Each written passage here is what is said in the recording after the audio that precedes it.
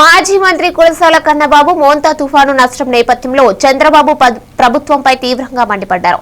లక్షల ఎకరాల పంట నష్టపోయి రైతులు ఆందోళనలో ఉన్నప్పటికీ ప్రభుత్వం సాయం చేయలేదని ఆగ్రహం వ్యక్తం చేశారు. తుఫాను ప్రభావం ఇంకా కొనసాగుతుండగానే సీఎం చంద్రబాబు లండన్ కు వెళ్లడం, లోకేష్ క్రికెట్ మ్యాచ్ కు చూడడానికి ముంబై వెళ్లడం రైతుల మనోభావాలను దెబ్బతీసిందన్నారు. తండ్రి కొడుకులు తిరిగి వచ్చిన తర్వాతే నిర్ణయాలు తీసుకునే పరిస్థితి ఉందని విమర్శించారు. సచివాలయాలు, రైతు భరోసా కేంద్రాలు అనే పత్రాలు తీసుకురమ్మని చెప్పడం హాస్యాస్పదమని అన్నారు. డేటా ఆధారిత పరిపాలన అంటూ నినాదాలు చేస్తూ అసలు నష్టాలపై ఎలాంటి డేటా లేదు. తుఫాను బాధితుల కన్నీళ్లను తుడవకుండా డేటా గవర్నెన్స్ కథలు చెప్పే చంద్రబాబు ప్రభుత్వంపై కన్నబాబు తీవ్ర ఆగ్రహం వ్యక్తం చేశారు.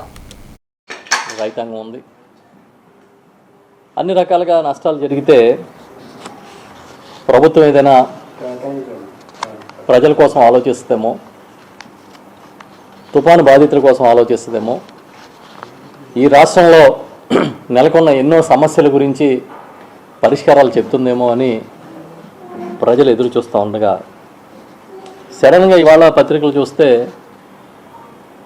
వాళ్ళు నవ్వాలా, జాలిపడాలా ఈ ప్రభుత్వం మీద, చంద్రబాబు నాయుడు గారి మీద అర్థం కాని పరిస్థితి.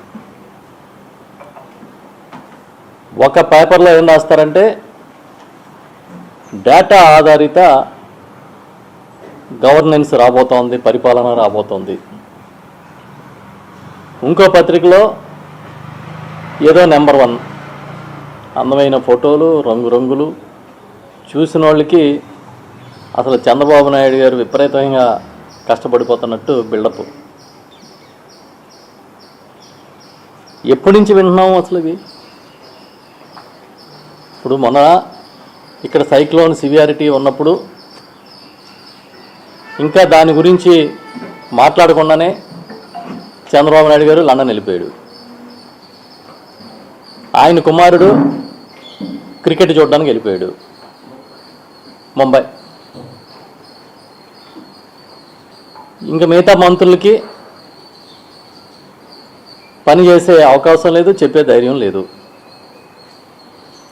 తండ్రి కొన్ని ముఖ్యమైన విషయాల మీద మీ ద్వారా ప్రజలతో కొన్ని అంశాలని